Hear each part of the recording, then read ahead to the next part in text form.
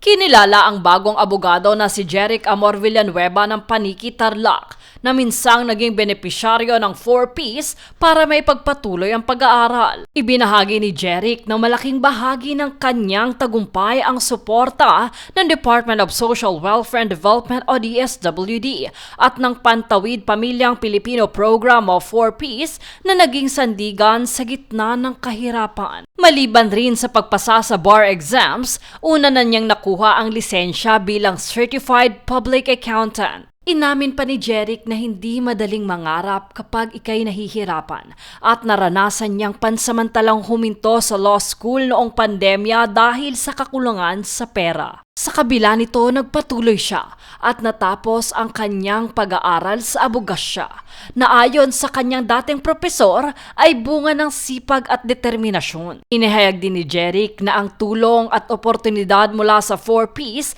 ay hindi dapat sayangin, kundi gamitin bilang tulay tungo sa mas magandang kinabukasan. Nagpahayag din dito ng pasasalamat si DSWD spokesperson Assistant Secretary Irene Dumlao sa tagumpay ni Jeric at iba pang 4Ps monitored children na bagong pumasa sa bar. Giit pa ng DSWD, patunay ito na ang pagsuporta sa edukasyon ng kabataan ay nakatutulong labanan ang kahirapan.